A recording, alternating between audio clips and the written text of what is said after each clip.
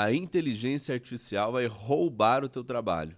Se você é dev, designer, trabalha com produto, tecnologia ou até em alguma área que não tem nada a ver com isso, você pode estar correndo um grande risco de perder o teu emprego. Ou pelo menos é isso que está sendo dito aí nas redes sociais, na internet nos últimos dias. Com o avanço das inteligências artificiais, saindo novas atualizações e novas inteligências artificiais sendo lançadas todos os dias, essa narrativa está sendo gritada a todos os pulmões aí nas redes sociais. E o objetivo desse vídeo é a gente entender um pouco o que está acontecendo, quais são os perigos, se de fato isso vai acontecer, como que o mercado está se movimentando e trazer um pouco mais de preocupação ou calma para você que está preocupado aí em perder o teu trabalho, beleza? Para quem não me conhece, eu sou o Eliezer Oliveira e nesse canal eu trago um pouco mais de conteúdos relacionados à área de design, tecnologia, produto. Eu tenho uma software house hoje, tenho SaaS, então eu compartilho aqui um pouco da minha rotina, um pouco dos bastidores, um pouco da experiência que eu adquiri ao longo desses anos como dono de software house, como alguém que veio da área de tecnologia, da área de produto, que tem hoje produtos desenvolvidos, né, sendo comercializados aí no mercado. Então eu trago um pouco desse conteúdo aí para te ajudar a entender as tendências do mercado e também ajudar aquele que quer ter uma empresa nesta área a como estruturar isso da melhor maneira possível. Beleza? Bom, bora lá entender o que está acontecendo aqui nesse mercado. E para isso eu separei algumas notícias aqui que saíram nos últimos dias, em algumas páginas aqui, em muitas páginas na verdade, eu separei 4 ou 5 para nós analisarmos juntos, entender o que grandes nomes da área de produto, de tecnologia, está dizendo sobre essas mudanças aí no mercado e quais de fato estão sendo as tendências do mercado para a gente analisar junto e ver de fato o que está acontecendo. Bom, a primeira notícia que eu trouxe aqui, ela diz: Bill Gates diz que no futuro vamos trabalhar só 2 dias por semana graças à inteligência artificial. Parece muito interessante, né? Como assim? Poder trabalhar 2 dias por semana? É o sonho, né? Hoje a gente, teoricamente, na rotina de um bom CLT, né, que cumpre as suas horinhas ali e vai embora para casa, você tem 2 dias para descansar e trabalha 5 dias. É, Então, inverter essa polaridade parece ser muito interessante. Opa, trabalhar 2 dias, descansar 2 dias, parece uma ideia muito promissora. Mas ele disse isso por quê? Porque ele acredita fielmente que com a evolução da inteligência artificial, o modo de trabalhar vai ser muito diferente. Vai ser muito mais focado em produtividade, cargos que hoje são muito desafiadores de conseguir boas pessoas. No futuro não vai ser muito dessa forma. Na área da saúde, por exemplo, isso acontece bastante, porque a inteligência artificial tende a substituir essa demanda, principalmente de trabalhos mais operacionais. Então, não é uma boa notícia, né, para quem aí está preocupado com o seu emprego, se essa de fato for uma tendência que se provar, e estamos falando de Bill Gates, né, alguém que revolucionou o mercado aí de tecnologia, revolucionou o mundo com os produtos que ele lançou ao longo dos anos. Então é alguém que tem provavelmente informações que a gente não tem. Mas essa informação traduzida, ela diz que vai ter poucas vagas. As vagas vão diminuir. Então, se eu tenho a possibilidade de ter pessoas trabalhando só 2 dias por semana, acho difícil isso acontecer, mas vamos supor que isso seja uma verdade. Tenho pessoas que eu posso colocá-las para trabalhar 2 dias por semana e a produtividade ser a mesma ou maior. Então, se antes eu precisava ter 5, 10 pessoas para fazer uma função trabalhando 5 dias por semana ou até mais, hoje, ou melhor, no futuro, com esse avanço, talvez eu não precise mais. Então essa é uma notícia aqui do grande Bill Gates falando da visão dele. Além disso, ele reforça aqui, né, de avanços positivos que pode acontecer graças à inteligência artificial, na busca ali, na descoberta de soluções ali para doenças como o Alzheimer, malária, HIV, que são coisas hoje que assolam a humanidade e não tem cura, digamos assim, né, algo definitivo, são remédios mais paliativos, etc. Então, além dessa questão de como a estrutura de trabalho, na visão dele, vai ser no futuro, ele também está muito otimista com relação ao que a inteligência artificial pode ajudar na área da saúde também. E aí, vem aqui uma notícia muito forte dessa semana, 1/4, que diz que OpenAI levanta mais 40 bilhões de dólares, isso aqui não é real, é dólares, ou seja, deve dar aproximadamente aí 230, 250 bilhões de investimento que a OpenAI recebeu. Daqui a notícia diz que ela fica no mesmo patamar da SpaceX, dessa ByteDance também, ou seja, uma empresa de tecnologia que desenvolve principalmente inteligência artificial. Ela está valendo hoje, a nível de mercado, muito próximo, está no mesmo patamar de empresas que estão no mercado há muitos anos e são gigantescas, empresas que estão lançando foguete para a Lua, pô. Entende? Olha que bizarro isso. E agora imagina o tanto que a inteligência artificial já evoluiu. Agora imagina chegando mais um investimento de 200 e tantos bilhões de reais para evoluir isso. Então isso reforça muito aquela informação do Bill Gates, aquela narrativa dele de que as coisas vão evoluir muito, de que de fato pode ser que a inteligência artificial ajude a achar cura para certas doenças, que de fato ela fique tão inteligente a ponto de trabalhos operacionais serem substituídos ou mudar a forma que a gente está acostumado a trabalhar, né? A estrutura que foi criada para conseguir atender as demandas das empresas, etc. Então, isso aqui é muito bizarro, né? Então, que a notícia diz que a OpenAI anunciou na última segunda-feira que levantará até 40 bilhões em uma nova rodada de financiamento, liderado pela SoftBank Group. Para quem não conhece, é um grupo gigantesco que já investiu em diversas startups unicórnios aí, então uma empresa especializada nisso, nesse investimento em arrecadação de rodada de investimento para grandes empresas. Então não é uma brincadeira pequena, né?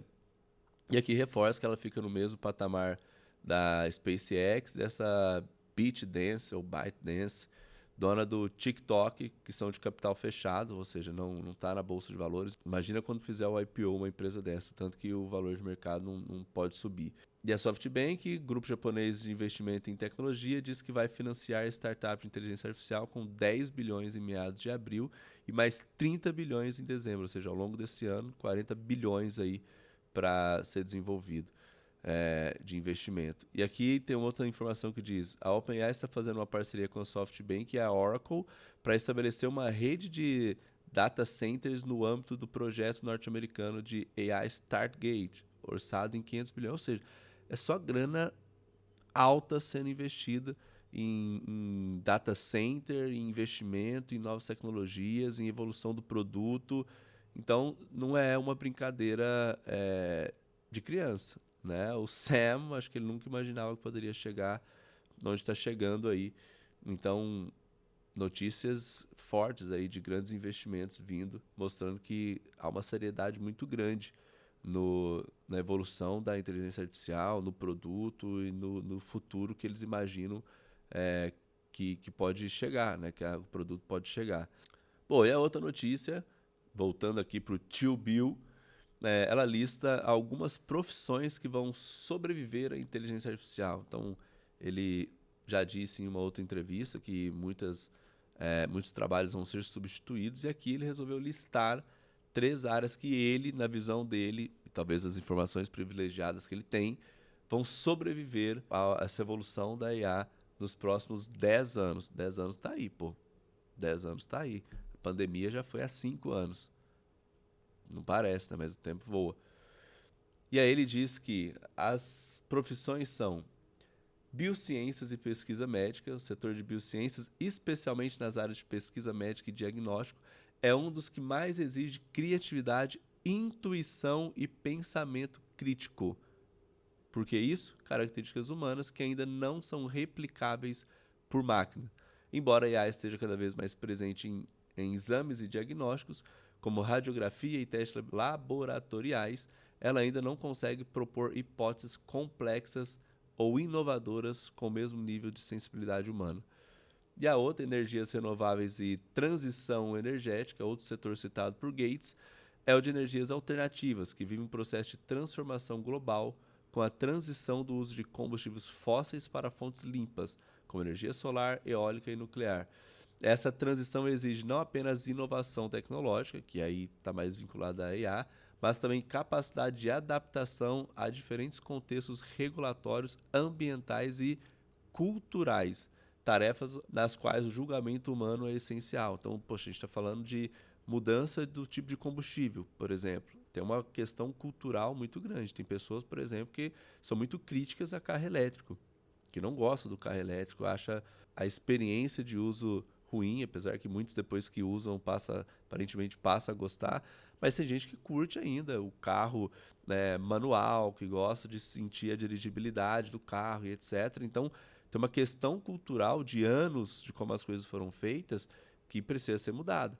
Tem aí uma organização e uma estrutura muito grande de empresas que vivem e faturam bilhões no mercado, né, de combustível tradicional. Então não é uma mudança simples que a IA vai entrar ali e mudar a opinião de todo mundo. Isso é um trabalho muito político que precisa ser feito. Por isso que ele entende que são áreas que precisam ainda de muita ação humana. E por último, e não menos importante, o próprio desenvolvimento da inteligência artificial. Curiosamente, a terceira área que deve sobreviver, na opinião dele, é a própria IA. Isso porque a tecnologia, por mais avançada que seja, ainda exige conhecimento humano para ser criada, mantida, ajustada e aprimorada. Atividades como debug, né, correção de erros, treinamento de algoritmos e desenvolvimento de novos modelos de linguagem natural são profundamente dependentes da atuação humana. Segundo Gates, a IA ainda não tem capacidade de resolver problemas de forma autônoma em níveis profundos. Ela consegue analisar erros mais superficiais, consegue achar padrões e etc. Mas por conta dela não conseguir fazer essa análise a níveis mais profundos, isso demanda profissionais de ciência de dados, engenharia de software, ética em tecnologia e outros especialistas para garantir seu bom funcionamento e evolução segura, principalmente ética em tecnologia, né, para garantir que a IA não vai virar aí um Jarvis. Jarvis era bonzinho, né? Esqueci o nome da outra lá que dominaria o mundo nos filmes. Enfim, essa aqui é a opinião do Bill Gates com relação a 3 áreas que, ao meu ver, faz sentido. Essa última aqui, a gente vai voltar nela porque ela traz um ponto fundamental aqui, de que quem está na área de design, de tecnologia, né, engenharia de software, dados e etc., você não vai perder o seu emprego, desde que, falaremos disso já já. E por último, aqui uma última opinião do Bill Gates, ele acha que os médicos vão ser substituídos por robôs em 10 anos. Aí entra naquele ponto ali que ele diz que na área da saúde ainda tem algumas questões, né, que ele diz aqui, cadê? Em biociências e pesquisas médicas, ele acha que isso ainda não vai substituir, mas os médicos em si, quem faz o diagnóstico inicial, pode ser substituído sim por uma IA e etc. Então ele diz que médicos e professores serão substituídos por robô na próxima década. A previsão reflete uma transformação radical que poderá acontecer em várias áreas do conhecimento humano, especialmente nas profissões ligadas à saúde e à educação. Gates acredita que, nos próximos 10 anos, a inteligência artificial será capaz de oferecer conselhos médicos com a mesma qualidade de um grande especialista. Isso significa que a IA poderia diagnosticar doenças, prescrever tratamentos e até oferecer consultas médicas com precisão e rapidez, sem a necessidade de um ser humano no processo. Isso já acontece. Tem gente que não vai no médico, tem gente que coloca ali todos os sintomas ou pega Se você fizer isso aí, eu não estou fazendo uma recomendação, mas estou dizendo que é possível. Se você pegar um exame teu e passar ali as informações para um chat GPT da vida, do que você estava sentindo, o exame que você fez, e pedir para ele analisar aqueles dados e dizer o que pode estar fora dos parâmetros padrões ali para um homem ou mulher de tal idade, com altura X, peso Y, etc., ele consegue fazer essa comparação e te passar alguma informação, porque isso são dados. Então tem os padrões. Poxa, se eu comparo ali a informação sobre o IMC, o índice de massa corporal padrão ali de uma pessoa saudável para X altura, e comparando com o peso. Tem lá os padrões, né, para ver se você está com obesidade, se você está dentro do padrão, se está acima, se está abaixo. Então, se você passa esses parâmetros, pega um exame, vai sintomas e etc., e passa para ele, ele vai conseguir diagnosticar e dar algum direcionamento, que basicamente isso é o que o médico faz. A diferença do médico, ele tem todas as experiências de anos, ele tem os macetes das coisas que ele foi entendendo no dia a dia e, obviamente, a inteligência humana. Mas aqui o que ele está dizendo é que essas coisas mais padrões, que é possível se padronizar para um atendimento, principalmente um atendimento superficial, poxa, isso aqui é super possível, né? Então, é uma preocupação. A gente nós somos da área de tecnologia, estávamos preocupados. A galera aí que é da área da saúde, da área da educação e etc., tem que começar a se preocupar também, se é que é para se preocupar. Bom, além de revolucionar o setor médico, Gates acredita que a IA será capaz de oferecer educação de alta qualidade de forma personalizada para estudantes ao redor do mundo. O conceito de aulas particulares gratuitas oferecidas por robôs ou sistema de IA poderia democratizar o acesso ao aprendizado, criando oportunidades para alunos de todas as classes sociais em qualquer parte do planeta. Aqui ele diz que aulas personalizadas e adaptativas, a IA poderá ajustar o conteúdo e o ritmo do ensino de acordo com as necessidades individuais de cada aluno, promovendo uma experiência de aprendizagem mais eficaz. Acessibilidade, a educação de qualidade, que muitas vezes é limitada a fatores geográficos e financeiros, né, econômicos, seria amplamente acessível, permitindo que qualquer pessoa com acesso à internet tenha a oportunidade de aprender com a mesma qualidade dos melhores educadores. Então isso aqui é muito louco, né? Olha as possibilidades aí. Isso já existe, tem apps de inglês ou de outras línguas, tem diversos apps aí que já faz isso. Você fala com uma IA, eles colocaram uma série de parâmetros, padrões, dados ali que permite criar esse ensino. E essa opção dessa personalização adaptativa, ou seja, a AI ir entendendo o quanto você está evoluindo, onde você tem dificuldade, etc. E balanceando isso, trazendo essas informações ali, os reforços de pontos que você precisa, ter mais atenção e deixando um pouco de lado, despriorizado coisas que você já entendeu e etc. É bizarro. Não sei se alguém aqui conhece o tal do Anki, mas eu cheguei a fazer aulas de inglês, né, estudar inglês através do Anki, que é uma plataforma de baralho ali de estudo. Então você consegue criar ali o seu baralho, com ele basicamente ele traz frente e verso, qual que é a pergunta e a resposta para você fazer memorização. E aí você conseguia antes colocar ali qual que é o nível. Então, por exemplo, foi fácil. Se você clicar em fácil, ele vai trazer isso daqui 4 dias para você, 5 dias. Você colocar que foi difícil, ele já traz no mesmo dia ali para você reforçar e rever aquele conteúdo. Então, para cada um tinha um parâmetro. Isso é lógica, não era inteligência artificial nem nada. É lógica, simplesmente. Agora, imagina isso sendo feita por uma IA com inteligência mesmo. De analisar, ver o tempo que você demorou para responder, né, pegar esses parâmetros e padrões que já existiam e começar a trazer inteligência, os erros e acertos que você teve, o tempo que você demorou para responder perguntas do mesmo tema. Poxa, começar a trazer uma série de inteligência, isso é bizarro. Isso tem um poder muito grande. E na opinião do nosso querido Bill, os médicos e professores terão que tomar cuidado aí, porque eles podem ser sim substituídos pela IA nos próximos 10 anos. Bom, então vimos aqui algumas notícias e tendências claras aqui de uma evolução muito grande da inteligência artificial, muita grana, muito dinheiro sendo investido, né, nesta área, o que tá claro, deixa claro aqui para todos que a inteligência artificial vai seguir evoluindo muito rápido. E está muito rápido.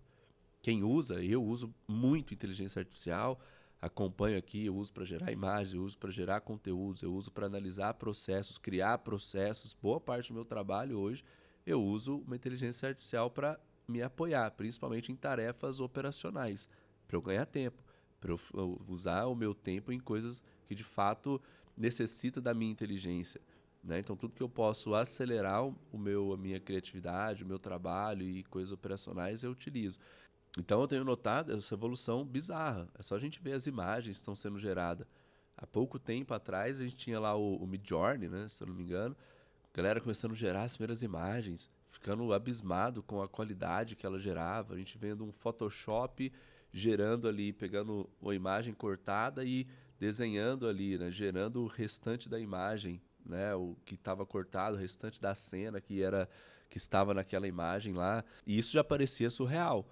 E hoje a gente está vendo o quanto evoluiu nessa questão das imagens. Essa semana aí virou febre, a galera postando aí sobre isso, imagens ali dos estudos, acho que é Gili, ou de outras, imagem 3D, enfim, a galera fazendo uma série de brincadeiras ali usando a IA. Isso porque é um tipo de uso muito simplista. É a galera topo de funil utilizando a ferramenta. Mas a IA ela vai muito mais a fundo do que isso. Então hoje aqui na Matux a gente usa muito isso para desenvolvimento de software. Tem vários softwares que a gente tem desenvolvido que utiliza a inteligência artificial. A gente desenvolveu, por exemplo, um app para fotógrafos ali, imobiliárias, que ele consegue já tratar as imagens. O fotógrafo vai lá tirar foto de um apartamento, por exemplo, que está alugando. Ele tira essa imagem, a imagem já é tratada seguindo padrões de edição que já era feito por editores antes e já envia essas fotos direto para a imobiliária tratada num nível muito semelhante ao de um editor, ou seja, tirando todo aquele trabalho braçal que precisava. O que o editor faz hoje? Ele fica supervisionando para ver a qualidade da geração dessas imagens, passando novos prompts, novos refinos para a IA continuar aprendendo. Então, as coisas estão evoluindo muito rápido e eu não acho que a IA vai substituir empregos, mas apenas daquelas pessoas que não ficam 100% fazendo um trabalho operacional. Todo trabalho que é operacional, que pode ser padronizado, que não tem inteligência, que você não precisa pensar estrategicamente ali, que é simplesmente apertar botão, esses trabalhos vão ser substituídos. Ou a IA vai otimizar tantos processos que antes, situações que precisava ali de 10 pessoas para fazer, uma pessoa vai fazer. 3 pessoas vai conseguir fazer, porque as coisas estão sendo otimizadas. Então, isso é algo que precisa tomar muito cuidado. Então, se você é designer, desenvolvedor, trabalhar na área de produto, tecnologia ou qualquer outra área, faz essa análise. Se hoje o teu trabalho, você sente que você está sendo simplesmente um executor, um apertador de botão, então você tem que sim que se preocupar, porque num período muito curto, pode ser 6 meses, pode ser 1 ano, pode ser 2 anos, isso eu considero um período muito curto.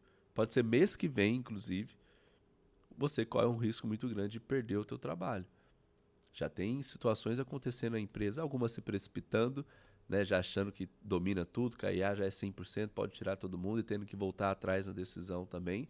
Então tem pessoas que estão viajando um pouquinho na maionese aí, não entendeu, não está indo passo a passo, seguindo com calma ali, testando, fazendo uma POCzinha, vendo uma operação menor funcionar para depois otimizar outras áreas, enfim, tem uma galera viajando aí também. Mas ao mesmo tempo, tem uma galera achando que não, meu trabalho aqui está tranquilo, não vou ser substituído não. E muito provavelmente serão essas pessoas que vão ser substituídas. Exemplo, eu vi ali uma galera criando logos, identidade visual e etc., criando pequenos MVPs.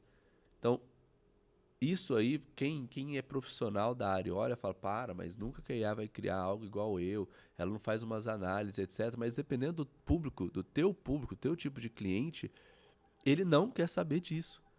Se o teu trabalho, por exemplo, vou pegar o exemplo da criação de marca, se o teu trabalho for muito simplista, de simplesmente criar a identidade visual básica, eu crio um logo, escolho as cores, aplico ali em 3, 4 mockup e entrego para o meu cliente. Você vai ser substituído sim, porque o teu cliente provavelmente é alguém que tem um nível de consciência baixo e tem pouca condição financeira para investir.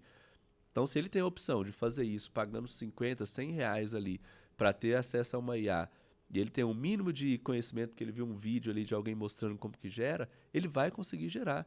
Ele não tem a consciência de que, poxa, se dependendo da marca que você criar, se ela não for registrável, você tem um grande problema, etc. Ele não tem isso. E para ele está tudo bem. Então, se esse é o teu público, esse é o teu tipo de cliente, você vai perder esses clientes. Agora não, se você trabalha com criação de marca mesmo, de forma estratégica, você cria marcas pensando no futuro dessa empresa, respeitando a história dessa empresa, trazendo toda uma narrativa verbal, uma narrativa visual, pensando nas áreas de expansão que essa empresa pode ir, os produtos que ela pode ter, sentando junto com o time ali da empresa, fazendo uma imersão e criando algo de fato de valor, ou seja, o teu público é totalmente diferente, perfeito. Muito provavelmente o teu cliente não vai mudar. Ele vai achar legal, talvez ele gere uma imagem ou outra ali, simplesmente para agilizar alguma coisa, ou para testar, ou o time ali que está fazendo alguma postagem nas redes sociais vai fazer isso e está tudo certo. Mas essa parte estratégica da criação da marca, o empresário ele não vai colocar em risco a empresa dele, a marca dele, o nome dele, simplesmente para fazer uma marca ali numa inteligência artificial. Pelo menos não da forma que é feita hoje a IA. Talvez no futuro, com essa evolução rápida, as coisas mudem um pouco, mas eu não acredito muito nisso, que as coisas evoluam dessa forma, para quem pensa estratégico e entrega produtos de forma estratégica. Ah, poxa, se o seu cliente aí, por exemplo, é aquele cliente que quer um MVPzinho rápido, ele quer só uma integração rápida com o WhatsApp ali para otimizar um processo que ele tem. Se esse é o teu tipo de cliente, talvez você perca esse tipo de cliente. Entende? Talvez essa demanda que você tinha aí, porque você manja um pouco de inteligência artificial e sabe criar umas automaçõezinhas, você vai perder esse tipo de cliente, porque isso ele consegue fazer hoje já utilizando um V0 ali da Versa, ou ele consegue usar um cursor. Tem vídeos aqui no YouTube, você pode procurar, de um cara, se não me engano, ele é médico. Posso estar enganado, eu vi alguns canais reagindo a um vídeo dele, posso trazer aqui depois. E ele conseguiu fazer, ou ele é da área de investimento, não me recordo, tá? Mas ele conseguiu fazer uma série de otimização. Ele otimizou umas planilhas que ele tinha, umas coisas de investimento que ele tinha. Criou uma série de coisas como? Simplesmente assistindo alguns vídeos e utilizando essas AI que permite já criar alguns códigos. Ah, mas o código é sujo. Ah, mas a estrutura não é escalável. Você acha que essa pessoa está preocupada com isso? Se ela quer testar uma ideia só, quer fazer algo rápido, você acha que ela está preocupada com isso?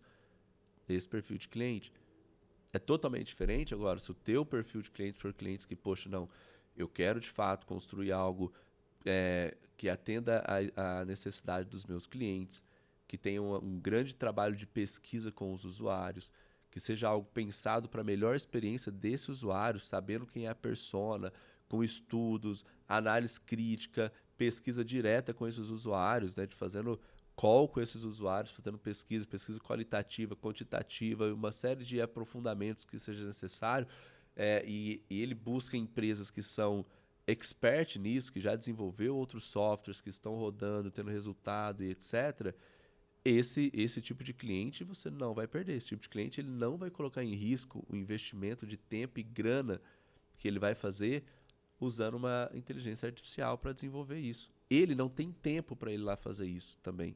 Ele não vai parar o tempo dele e falar, deixa eu assistir alguns vídeos aqui no YouTube para eu poder aprender sobre isso. Não vai, ele não vai. O tempo dele é muito valioso, ele tem muito mais coisas para fazer. Ele prefere tranquilamente pagar 50, 100 mil reais para você desenvolver um MVP para ele.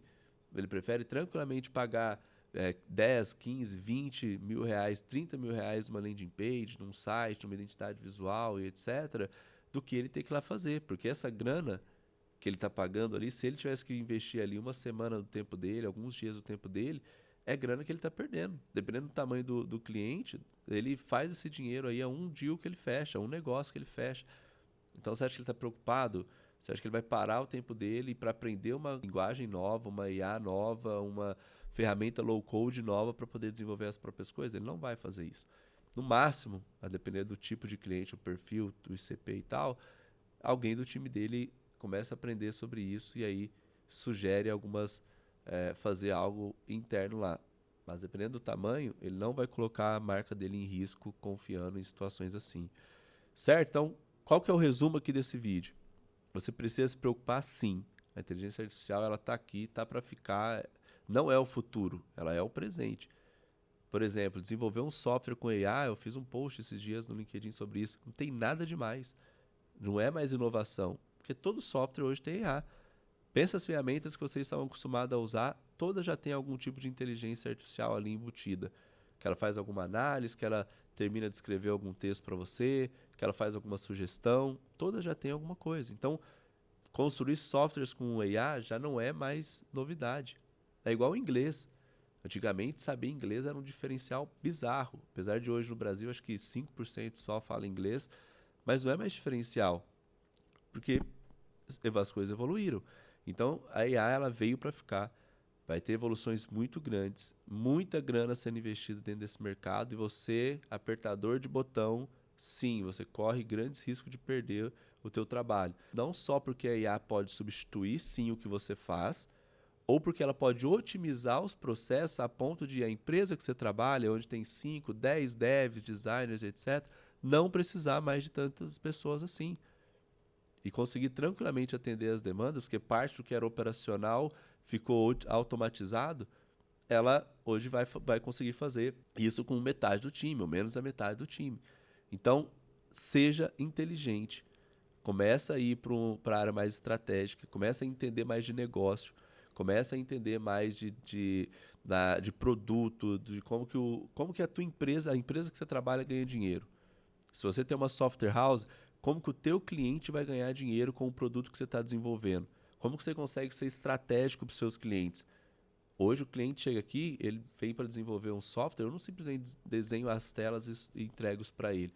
Eu penso junto com ele no mercado, qual o mercado que ele vai atingir, se a estratégia é interessante, se aquelas features que ele vai trazer já não está saturada, qual funcionalidade ele pode trazer para ele trazer um diferencial competitivo dentro de um mercado já competitivo, que já tenha outras empresas lá com produtos sendo utilizados. Então, você passa a ser um parceiro estratégico do cliente. Entende? Então, independente se você é freelancer, se você tem uma software house, tem que ser estratégico. O trabalho estratégico, inteligente, pensante, dificilmente ele vai ser substituído.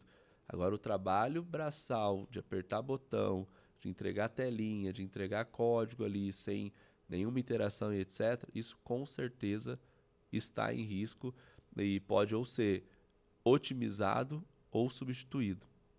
Beleza? E para você, designer, desenvolvedor, que trabalha hoje como freela, não tem processo, não tem nada, ou você que tem uma software house, quer entender um pouco mais como estruturar a tua empresa para entregar soluções mais inteligentes para os teus clientes, para conseguir faturar de fato bem, conseguir clientes com nível de consciência melhor, que não esteja buscando ali simplesmente uma telinha, simplesmente um código, sem algum trabalho de fato sério ali, que entende a necessidade de uma empresa que manja de negócio, que vai conseguir de fato ajudar ele no desenvolvimento ali da solução dele e fazer que a empresa dele vá para um outro nível e que pague bem por isso, ou melhor, pague o justo por isso. Se você quer dar esse próximo passo e entender um pouco mais, a gente tem a Escola de Software House, que é a ESH, onde a gente ensina a parte de negócios lá dentro, os bastidores de uma software house, os passos, os pilares que a gente usou para montar a nossa software house e que se nós fôssemos construir a nossa empresa do zero, começar de novo, seriam os pilares e os passos que nós seguiríamos aqui também. Então, lá a gente não ensina código, você não vai achar nada lá falando sobre ferramentas low code, sobre stacks, high code, sobre design, Figma. Não ensinamos nada diretamente sobre isso, tá? Lá a gente ensina quais são os pilares, quais são os canais de aquisição de cliente, como você criar o teu posicionamento, como você criar produtos aí para oferecer para o teu cliente ideal, como você precificar, quais os canais de geração de demanda, teu fluxo comercial, como você estrutura aí a tua parte comercial, sua área de vendas, a tua estrutura operacional para entregar os projetos, como que você estrutura. Depois que tudo isso está pronto, como você começa a escalar a tua empresa, olhar para produtos que possa gerar mais valor para o teu negócio. Enfim, se é isso que você está buscando, se faz sentido, vou deixar o link aqui na descrição da Escola de Software House. Dá uma olhada, vai ser um prazer ter você lá também. Beleza? Gostaram do vídeo? Se sim, deixa aqui o teu curtir, deixa o teu comentário. Se você não é inscrito, se inscreve aqui no canal e principalmente comenta aqui o que vocês acharam, o que vocês estão achando dessa área de IA, essa evolução, essas notícias aí de mercado, se fez sentido aqui o conteúdo aqui que eu trouxe, a minha opinião, e eu quero saber a opinião de vocês também sobre esse tópico. Deixa aqui nos comentários e principalmente deixa aqui que tipo de vídeo que vocês querem que eu traga aqui. Esse é o primeiro vídeo reagindo a essas notícias, então deixa aqui o teu feedback e quais outros conteúdos vocês gostariam de ver aqui no canal também. Beleza? Então é isso, te vejo no próximo vídeo.